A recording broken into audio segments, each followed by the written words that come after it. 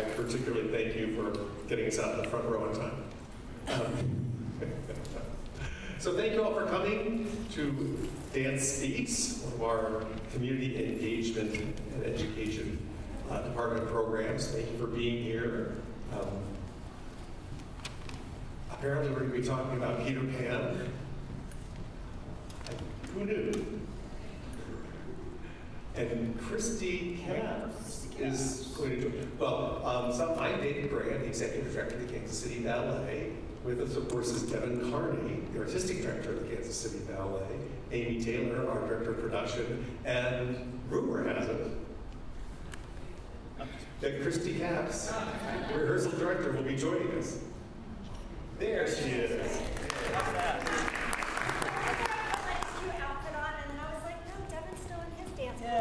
He's got the cute outfit. Well, we have to choose from if you'd like to choose. Sorry, I need to get water to the restroom. Oh, I'm sure. really sorry, I didn't know. Oh, all you people working. Unfashionably late. So I'm going to start at the beginning. Devon. Why am I Are you scared? Be very No, I'm scared to get a full sword out and start. I've had no training. You're good. Devon, somewhere along the line you woke up one morning and said, I'm going to do Peter Pan. Yeah. Why? Oh. When? What inspired you? Okay, well, it started when I was much younger. I was super young, like just a little kid. And I was a skier before I danced. So that was something dance was just something I watched, you know. I started skiing, and downhill racing was my thing. I loved to go as fast as possible down a hill. But one of the other things I like to do was take high jumps. I heard a couple of bones doing it, but I used to like, how high can I get in the air? Not the long distance jumpers, you know, that do that thing and then land like that. Not that kind of thing, but just, you know, regular skis and just like build up snow and jump and see how high I could go. And I love that feeling of flying. I really did. It was something that was really exhilarating. Now the problem is you have to come down eventually, right? So that's the unfortunate adult learning side of life. But for me, that was where this idea of flying came from. And I loved the story of Peter Pan as a kid. I always enjoyed it. I thought it was really cool. Of course, you know, grew up with the Disney version. I never actually saw like Mary Martin and the Broadway show and all that, but the Disney film was just so enthralling to me, and it allowed my imagination to go places where I just didn't think it could go. So as a kid, just to have that sort of idea of, you know, the world can be a different place where you don't have to grow up. Wow, that was cool as a kid. Now, of course, Can I just say, watching Rehearsal, I'm like, wow, like they never grew up. Yeah. Look how much fun they're having. Yeah, exactly. So that's where it started when I was a kid. Now, of course, you know, I had the chance in Cincinnati Ballet. They do a Peter Pan as well there. And I was introduced to certain music by a wonderful friend of ours, Carmen de Leon, who is the composer for this music. And that truly inspired me as a choreographer. His music just is so, it has such a broad spectrum of fun, exciting feelings to it. It's very thematic, and it's really something that you can dig into as a choreographer and be inspired by.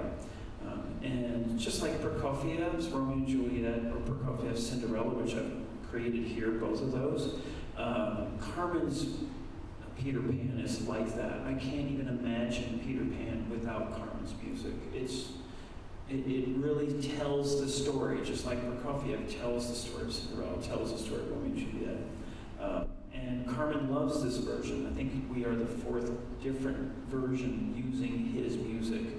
And he finds this one to be his favorite, and it means a lot to me because he's a good friend and worked with him for 10 years in Cincinnati. And I know that you know, Kristi Capps had the opportunity to dance to him conducting and dance in Peter Pan. She was a Wendy, right, in Peter Pan. So there's just a lot of history with that music, and yeah, that was quite inspiring. So one of the things, and I've actually not seen this live yet, I have seen a video, and one thing that of course jumps out, at all of us is flying. And I have lots of questions about flying. Okay. I have lots of questions, and I'm actually going to turn to you, Kristi, because you were a Wendy, and you know, while we were watching this, there are elements in what we just watched where people or Peter Pan would be flying, Right. but we don't rehearse that until you get to the theater. So I guess I'm going to ask you, as a former Wendy, like, what is that process like as a dancer to be like, okay, I imagine I'm going to do something, and I'm going to get 2 whole rehearsals to do it. Yeah, I mean, well, you know the past, but then we take the extra time for a flying rehearsal. Usually you usually will see, like, say for Wendy, there's always a port bra that will be the cue for them to fly you, but it really is, you don't know what's going to happen until you're actually in that. Like, you think you're going to go this way, like you'll see Peter, like he'll walk that way and he'll walk back, but all the while he might be flipping that way, and maybe it doesn't end up in the time that you think it's going to end up. So that's one of those things when you're flying. Sometimes it takes longer, sometimes it takes faster, sometimes they're supposed to land you at a certain spot. And oftentimes you don't land in the spot you're supposed to land in. And that's just what it is. So we do take the flying rehearsals, but then also I think just as professionals, you just figure it out in the time, but yeah, you have no idea what it's gonna feel like until you actually are pulled up. So usually in a flying rehearsal, they'll pull you up so you feel what it actually, what that's gonna feel like in your body and where the harness is gonna be tugging or pushing in or pulling, so you get to kind of dangle there, and your legs feel a little numb sometimes. Like you just get the feeling, and then theyll ride you back and forth so you see what it feels like to hang, and then eventually you turn on some music and you're like, okay, and then Devon will say you need to make a shape with your legs, and you're like, okay, what is that? So then you're just, you make a shape, but yeah, you don't know. So right now they're just walking, and then the goal is for the crew, once they get into production, is for it to happen in the time that it's choreographed for it to happen. So, Amy, I'm going to now turn to you because, if Devon, walks into my office and says, I want to do a Peter Pan, all I see is dollar signs. But you probably see all kinds of other challenges and things happening when he says that to you. Well, the first time we did Peter Pan was, I think, and correct me if I'm wrong, Devon, was really our first big show to do a lot of flying other than Nutcracker, Right. where we do Drosselmeyer. So when we did it the first time in 2018, we were still pretty green, the crew, and it took a lot. It's a huge responsibility to have someone up in the air, and this is manual, this is not on a motor or anything, it's people back there physically doing these moves, and it takes a lot of practice for them to really get comfortable and confident. That's the first thing, and then we add the dancers in. That's the second thing, and when we were reviewing video, actually today, we were looking, and the last time we did it, we were like, oh, they were really doing a great job acting because that flight did not go like it was supposed to go. So, that's part of the magic of it too, is all of the elements come together, hopefully in a really great and magical way, and everybody does their part to do something really fun for the audience to see. So I'm curious, Devon, I'm going to go back to the beginning because, I read Peter Pan in preparation for this, and what a horrible book. I mean, I really was not at all, I did not enjoy that book. And although I did enjoy learning that Captain Hook's big problem was they treated him poorly at Eton, that this is actually in the book of English standards, basically. When you set out to do this, do you fuss with source material in that way, or do you say, well, should I get him an Eton t-shirt? What happens? Wait, you mean when I'm talking to the dancers, or for me? When you said, I'm going to do this. Oh, no, I don't know. The book is way too it's too much. There's a lot in there. So you have to kind of narrow it down. You have to kind of, you know, what do you call it? Reduce, you know, like when you're cooking, you know, reduce it down to something where you get the story done, but it's not like going off on all these avenues where the plot takes all these different turns. And again, that's what I loved about Carmen's music, is that he had already created a storyline that, you know, each section of music is clear on exactly what should be happening. So Carmen was very much a part of my process of deciding what was going to be in the show. So Kristi, I'm going to put you on the spot because you also have been or are sometimes a choreographer, and I'm curious to know, when you're in a rehearsal, you've learned many versions, and you probably hear the music yourself. And how do you keep it all straight? Well, here's one thing that I think is quite fascinating about Devon in this Peter Pan, because I have done another version, and I did two other versions. So I did the original version that it was composed for, and then the version that now Cincinnati Ballet does. And then Devon has this version to music, and I think, and Devon also knows, you know, one of those versions, and I think it's so hard to step in as a choreographer into a piece of music that already has something done. So like if we hear Swan, like you automatically think, oh, that's the Four Little Swans. So like imagine choreographing something to four, you know, I mean that's maybe not the greatest example, but that kind of thing. Like we did it so often in Cincinnati that for Devon to not recreate something that's already been done and to make it his own is, I think, like, if, you know, I'm not a great choreographer, but a little bit I've known, like, I think that would be very hard to choreograph to something that's already done. And Devon did a really amazing job in not making it at all like any other version and making it his own and finding, although yes, maybe that's the tango of the croc and hook, it's not the same by any means, you know, so, yeah. So I'm going to go back to you because this rehearsal just made me even more nervous, because up till now I've only really been worrying about the people flying, and now I see all these swords and there are children in this ballet. I mean, you know, we have children in Nutcracker, but fewer swords. What keeps you up at night when we get this up and running? What do you wake up going, oh my God? Well, first of all, you're right. I was going to ask Amy. I want to hear what Amy's heard. You can tell me too, but I want to hear Amy tell me. Well, I think really there are a couple of elements that, you know, when you're watching from the back, every performance, you kind of go, oh, okay, that one's over with. So this is a really a big production. We have a lot of people backstage. We have multiple big scene changes. And some of those scene changes, there's a lot going on. I mean, people are physically running back to do all the things. And, you know, that's one of the things, is trying to make sure that all of those moves happen in the allotted musical time, which is sometimes a little breathtaking. The flying is another thing. It's like after that last big flight goes, I'm kind of like, oh, okay. Yeah. And I stop sweating. I think for the fight sequences, you know, the dancers are very well prepared for them. We do a fight call at half-hour each evening, so that lasts for about 10 minutes where they can go through all their moves to get it back in their brain, especially if the cast have switched. But you know, sometimes what I look for is when people start getting really familiar with it, and then sometimes it starts taking a life of its own, and that's what I look for.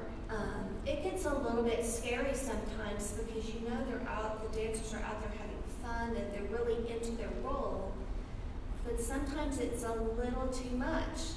And you know, at that point is when I will go to Devon and say, hey, I saw this, what do you think about it? Because it is a safety, you know, concern mostly, but it's so much fun, and it's such a joy to watch for any age of audience. And I love doing shows like that, where, you know, you see people of all ages that are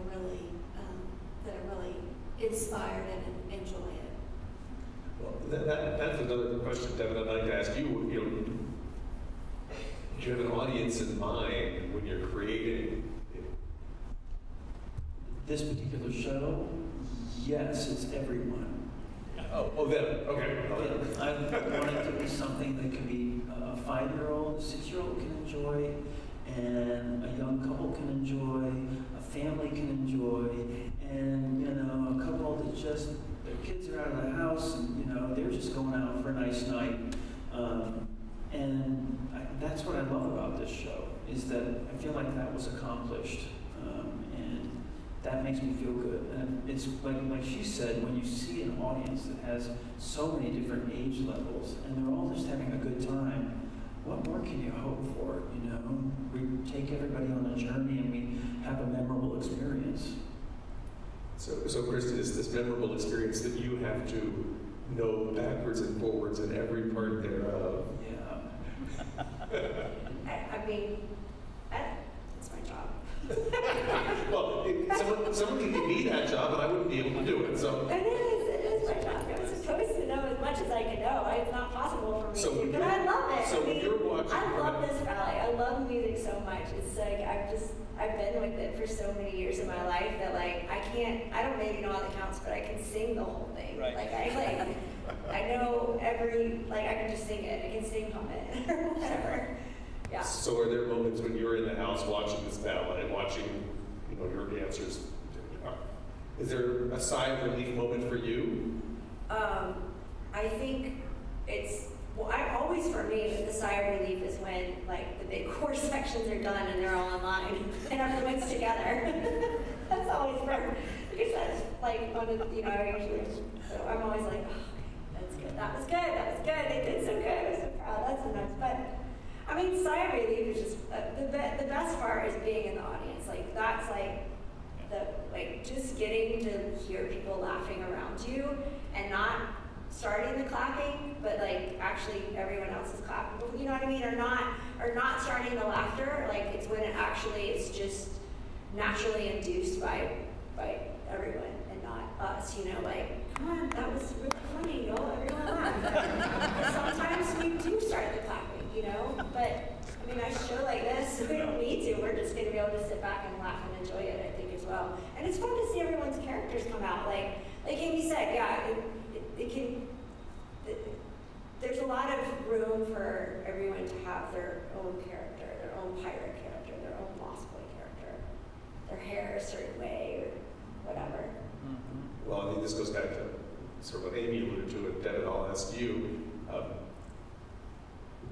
I could imagine that could get out of hand. The individuality. They might start acting like me.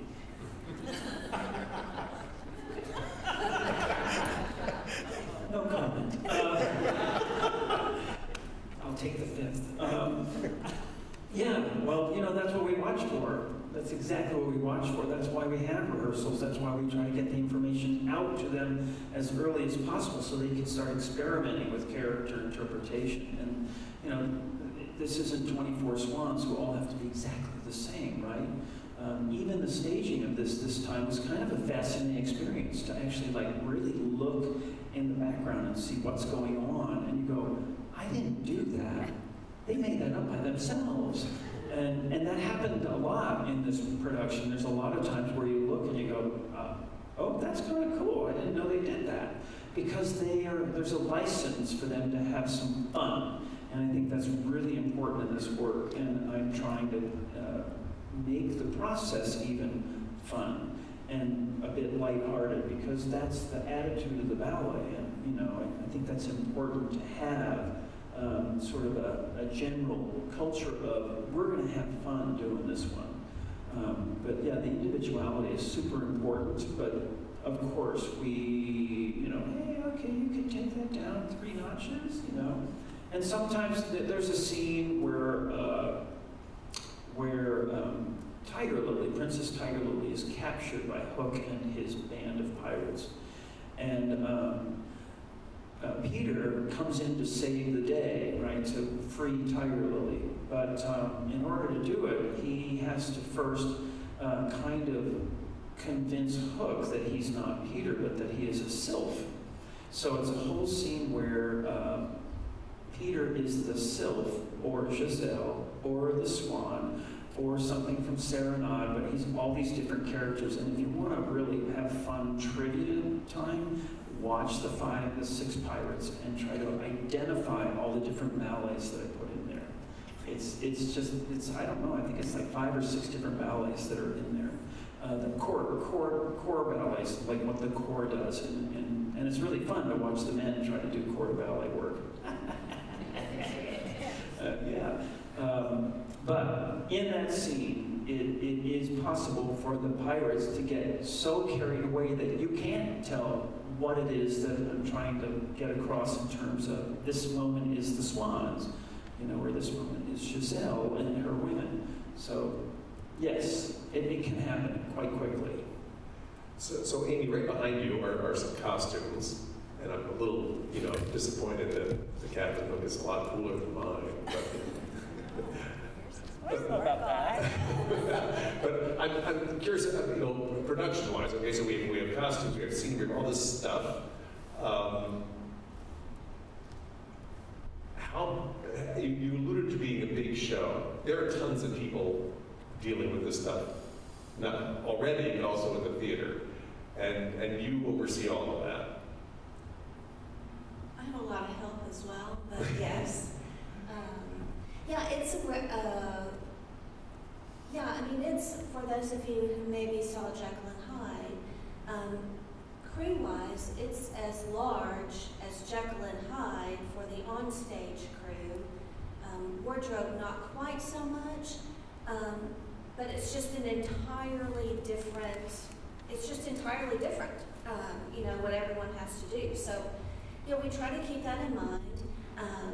The costumes for this, when we get them from Cincinnati, they're really taken care of so nicely that Jennifer Carroll, our wardrobe master, and her group downstairs, so they go through the fitting process, check everything out, make sure, that everything is like they would like to have it and like Devon would like to have it. We talked about if there's other costumes that need to be made, maybe, members of our cast are smaller or larger or whatever. Maybe Devon has added some characters from the last time. And that's always a little bit up in the air, and it really just depends on, what Devon sees once our group comes together at the beginning of the season. So, and I'm assuming costumes also have to be altered in some way to fly, or? Well, again, fortunately, I think so much care was taken with this production when it was originally built that all of those considerations are already taken into, are already there. So, for instance, the back of the Wendy costume has a spot for her harness and wires when she gets clipped in off stage. You see the zipper? You can't really see it, but there's a zipper that stops right there. It doesn't go all the way up here, because right here is where her harness for flying comes out of the back of her costume. And there are hook and eyes to kind of close it up a little bit to hide as much of the harness as possible. But yeah, it's fascinating. It's a half a zipper. It only goes to there. Yeah. And the amount of little tricks and things that a good wardrobe group can do to costumes to make them so that they're what they need to be for the technical part of it it's really amazing. It's a talent I definitely don't have, but like I say, that the costumes themselves, all of that has been taken into consideration beforehand. So Devon, you have this flying fantasy. Did you ever get to fly? Oh, have I flown? Oh, yes. Do tell. Well, yeah, I was a Drosselmeyer at Boston Ballet, I was a Drosselmeyer at Cincinnati Ballet, and I've done 1 year of Drosselmeyer here.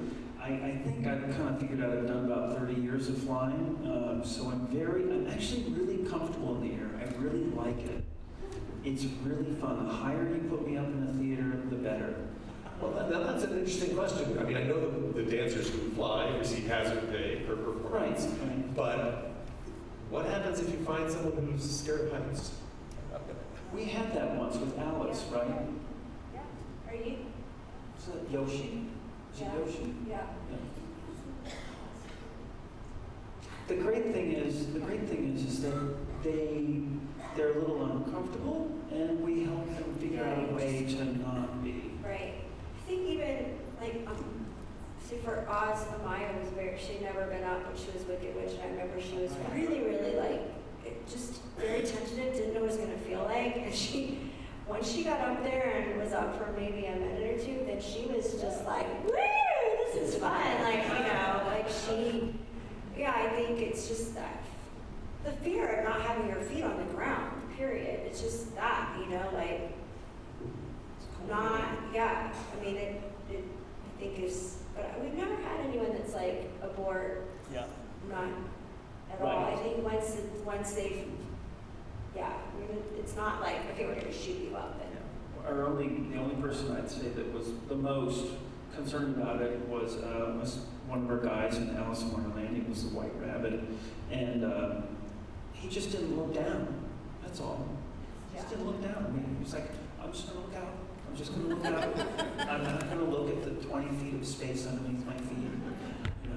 And he was great. He actually did really well. He got really used to it once we got into it. I think it's just showing to like, here's the harness. This is how it's going to hook in. See that this locks. Like, it's just showing them how the safety element of it, knowing that you're going to be hooked up by people that are going to know how to hook you. Like, it's just the whole trust and that once you see it, once you feel it. And you've got, like Amy said, with flying, you have two crew members. It's not just one guy, okay? It's two. It's one is a horizontal and one is a vertical. And together, their choreography creates a diagonal. Etch a sketch, right? When you do the two knobs, you can make a diagonal line if you do it just right, right? So it's like that with flying. And, you have to trust these two guys, these two gentlemen, who are very much a part of the rehearsal process, who have been trained by the flying company, Flying by Foy it's called. That's the company I've flown with since the late 80s when I first started getting up in the air. They are internationally respected and gold standard for flying across the world. And then, you also have to understand that every cable is a 1,500-pound test line. So I don't think anybody's heavy enough to stand a line. I really don't.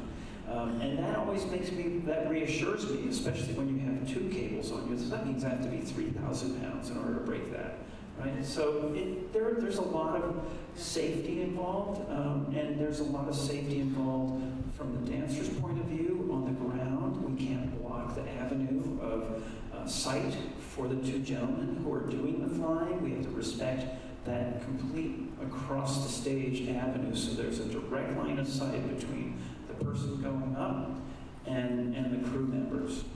So there's a lot of things we do to ensure safety in the entire process. So this is a sort of a choreographic question. You talk about things like Giselle, where the purity of the line and the clarity of the chorus, unity. The Lost Kids, I mean, it appears to be chaos. Yeah. Which must be very hard to get these people to do. Well, it's choreographed chaos. Think of it that way. It's like you're supposed to be wild and nutty and crazy, but don't forget you got to be in the center on 5, or you got to be over there on a quarter on 3, and you got to get your hand. You got to do this on 6, right? So it's there. It's just hidden inside craziness. Well, it's interesting. One of the dancers made a comment at Jekyll and Hyde doing the asylum scene, how difficult it was, and that music obviously is different, but to sort of be on the music, but be crazy. Yeah. And that was and then apparently at one point when they started having to shout, they totally lost. So I'm just kind of curious, getting people to be kids Like that process must. Yeah, getting dancers to be kids is fascinatingly difficult and easy. It depends on the personality. It depends on who's running the rehearsal as well, because you can't say, okay, everybody, we have to have some fun here. Can you do that? Really, would you just like be a little bit more childlike, right? You have to be one of them. You have to be a kid yourself. And that's one thing about Peter Pan. I'm a kid at heart, and I like to have fun in rehearsals. I mean, I just do. And so, you're like, okay, we're gonna run across the room. Let's do that. Can you do that? Yeah, like this. And I'll get up and I'll run. And got it? And then we're gonna go chasse and step, woo! Right? And you have to get into it. And I am right now. Sorry about that. I just got into it. I am so going to try that at the next budget meeting. I am absolutely. We're going to look at the budget.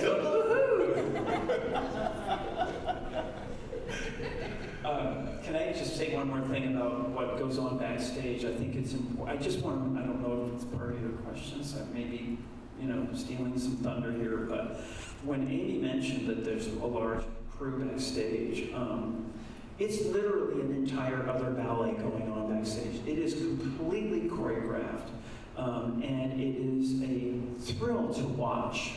As a person backstage, which I don't get to do much, but I know what's going on back there.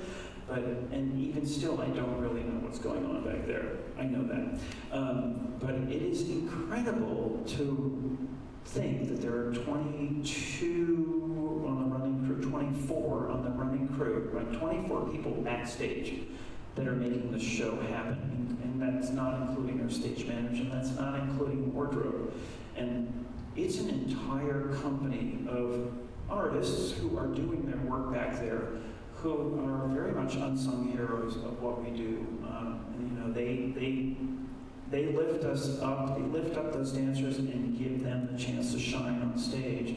But the crew, oh my word, if you've got a well-oiled, well-running machine back there, it is a sight to behold, and yet you'll never see it. And it kind of makes me, I know that they take a lot of pride in what they do, and I wish that they got more recognition, like they could come out on stage and they could get the applause, because it's phenomenal to see. Oh, come on, we can barely get Amy Taylor to sit down. I know. It's like, Amy, could you talk with us? And she's like, oh, okay. Behind the scenes. So Kristi, I'm going to put you on the spot on another question. This ballet, we have the lost kids, but we actually have children in the ballet. And I'm kind of curious about sort of when do they come in, and here you've got adults pretending to be children, you have children trying to be kids. How does that work? Well, I mean, we've just started bringing in the student performers this week. So one of them was with us today, Sam, who does Michael, but then we have Ragamuffins, which they're the littler lost kids. Then we have Tinkerbella has some fairies and pixies and sprites as well, and they're all different levels in our academy. So we'll incorporate them in, actually tomorrow we have, so we're incorporating them every afternoon until we go into the theater. So they're taught by our wonderful academy, Maura Fadley and Kim Cowan, and so they're all being taught in other studios, and then they come in with us, and we just communicate that way, schedule them in together, and like, okay, what are we gonna do? Or a lot of times it's like, what have you taught? What parts do they know this yet? Because we're doing, a lot of times it's that, yeah. Yes, I do. I do. One of the things about ballets like this that I really love is the opportunity to create something that involves our students in the school. And I think it's a very important part of the developmental process of growing up and being a dancer and having that dream of being a dancer. And the sooner you start somebody down that road, they can discover whether this is really their thing.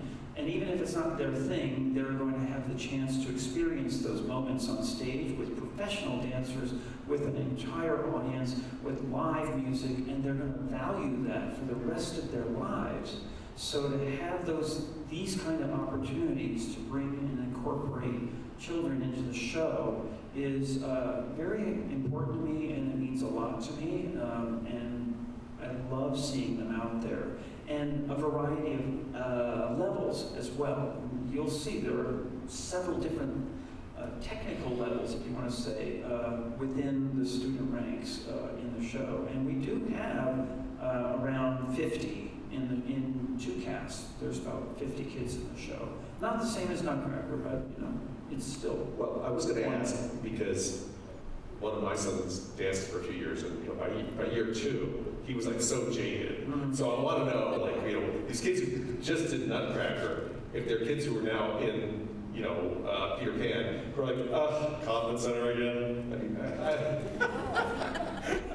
I don't know, but from what I heard, this was one of our biggest auditions yet, right? Yes. Like, it was like really big. Like the students that were in Nutcracker really wanted to be in Peter Pan. Like our academy students really want to be a part of it. Like they love being a part of our productions. I think because they just feel really fulfilled. They feel a part of it, and I think our dancers really let them. You know, like it's really cool. Like they wanted to be in Peter Pan.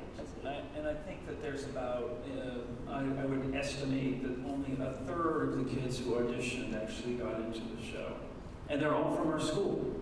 So that says a lot about our school right there, that there's so many that are interested and excited about it and qualified for it, but there are only so many roles, so, you know, we had to. So again, Amy,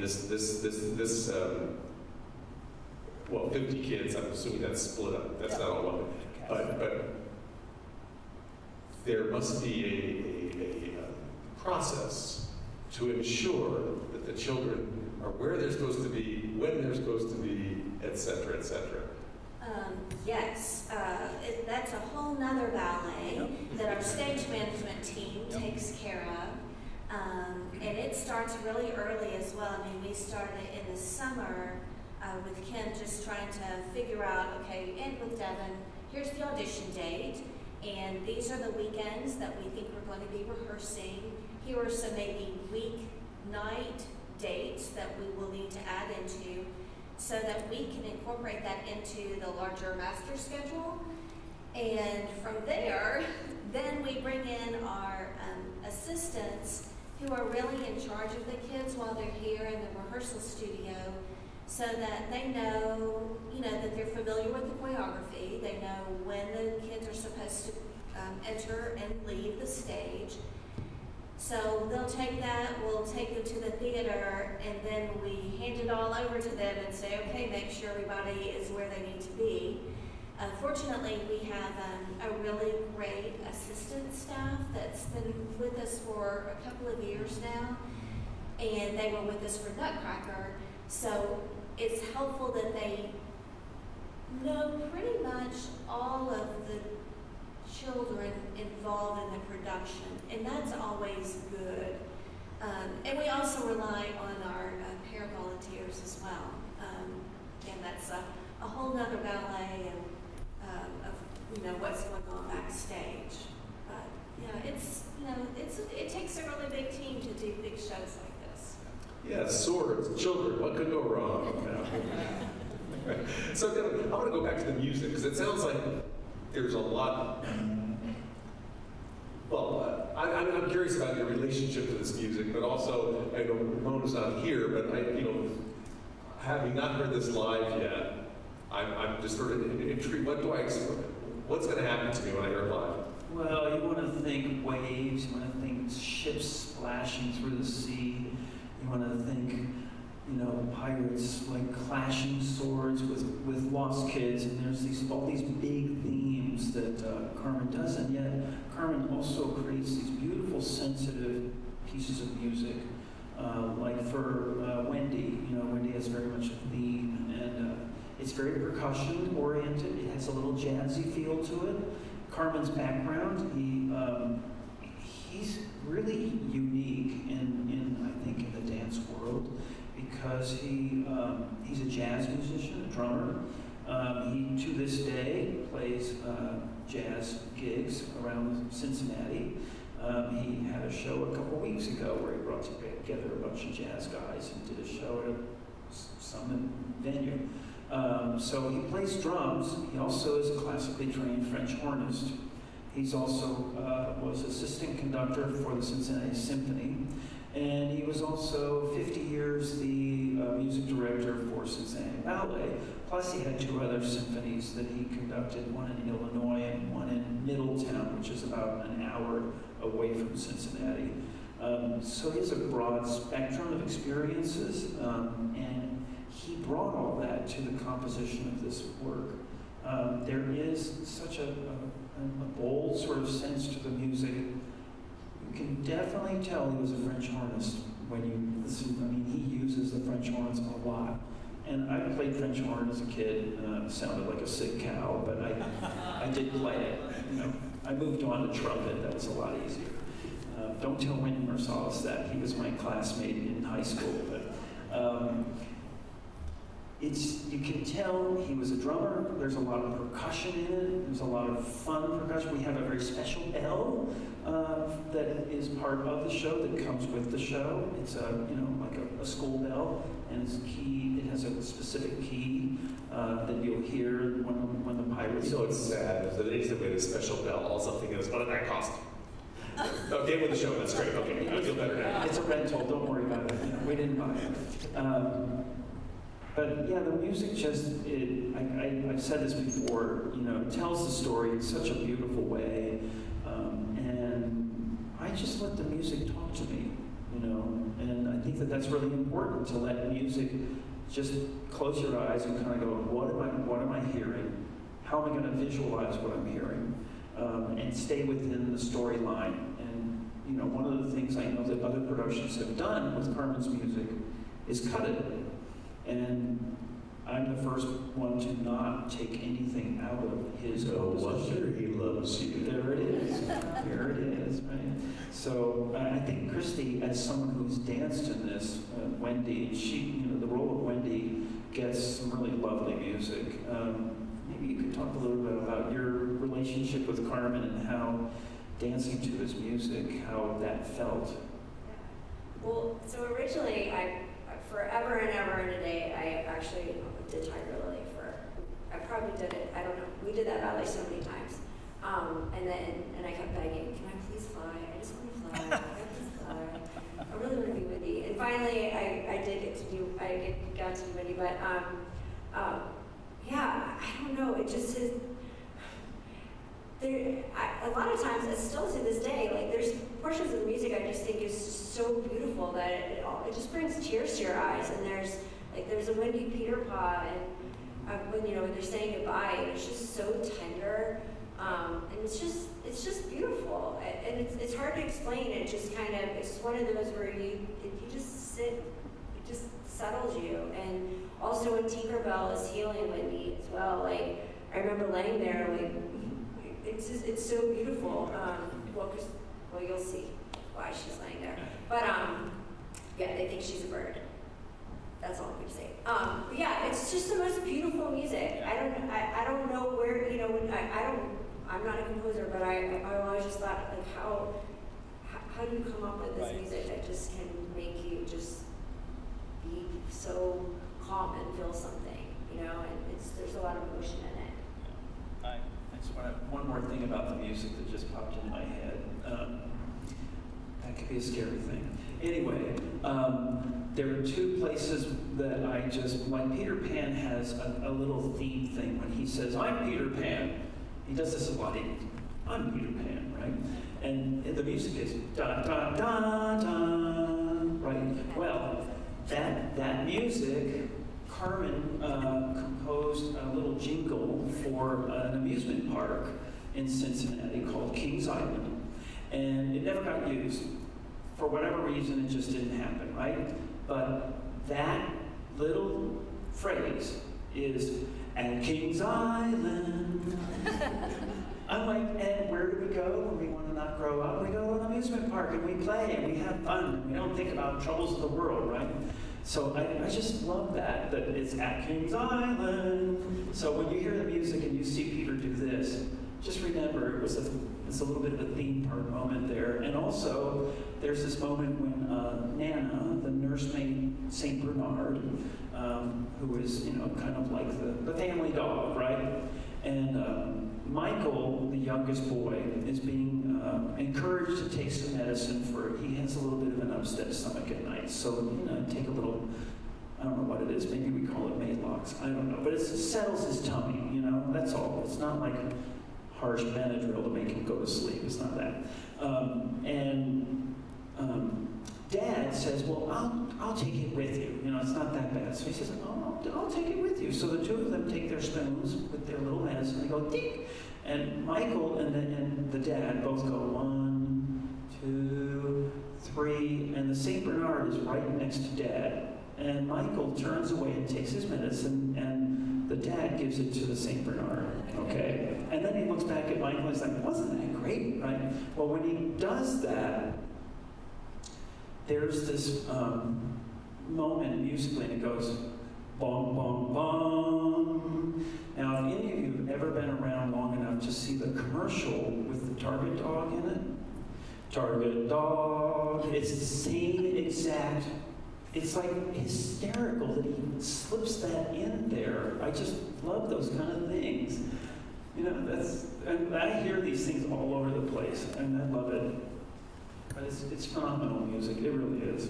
I can't say enough about it. So, Kristi, you talked about sort of your emotional response to this music, and within the structured story of the ballet. Devon, or Kristi, both, when you're teaching this to dancers who've not done it, do you talk about, is there just, I shouldn't have to tell you, feel the music,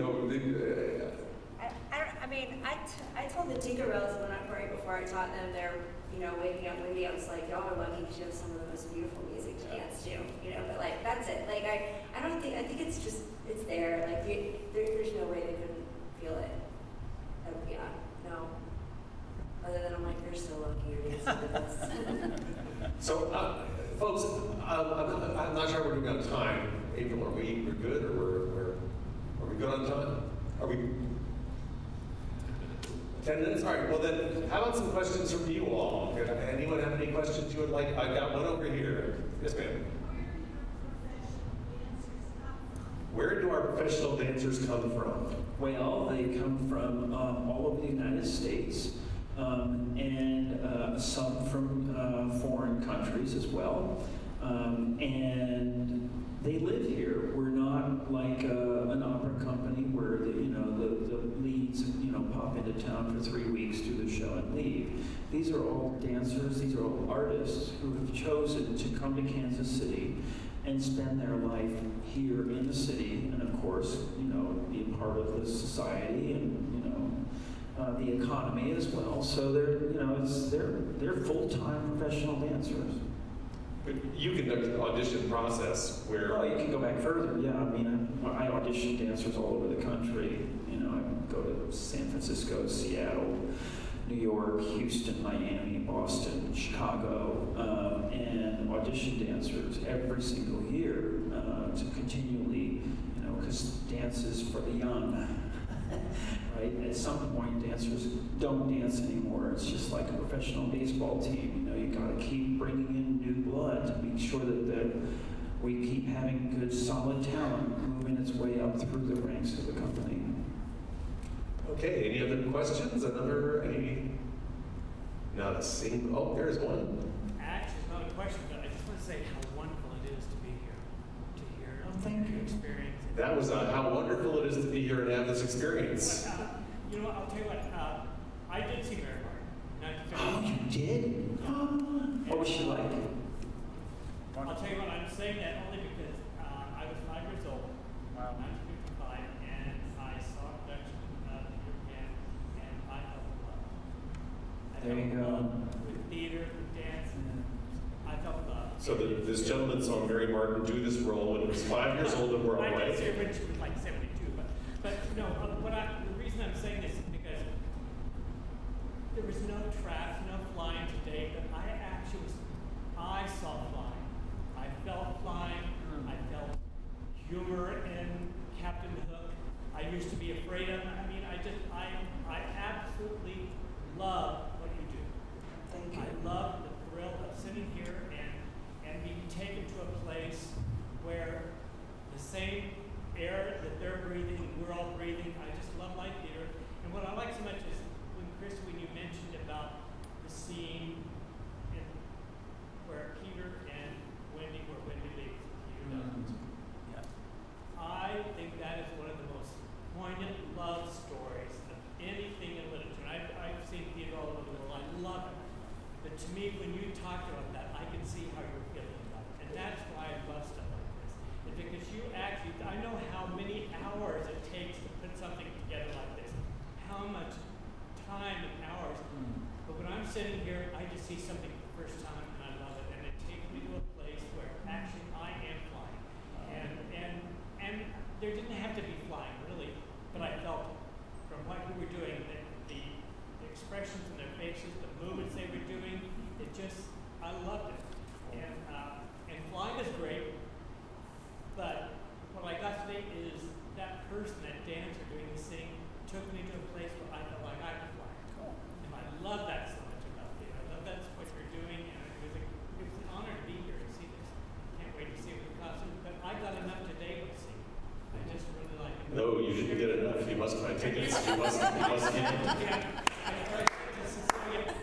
David is Captain Hook. Look at that. through and through. But I want to thank you. I just, with all your hours of discipline and effort and work and all this stuff, paid off for me today. Thank you. Anyway, thank you. That's awesome. Yeah. I was going to say, speaking on that, and this is something maybe you can elaborate on, Devon.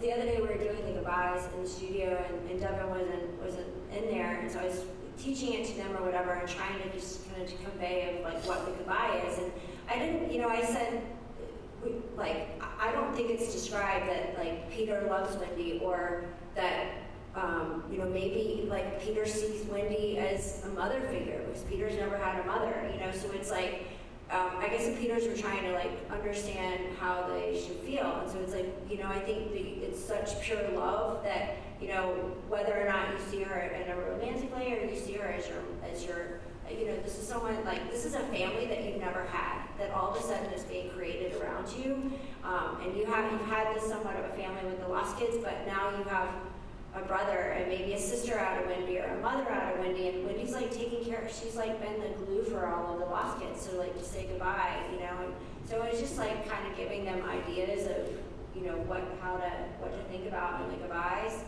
that like really I think makes it heartfelt for them. Well, I want to thank you all for being on the panel. Thank you for doing this, especially you, Amy. I know how much you love doing these things, so thank you.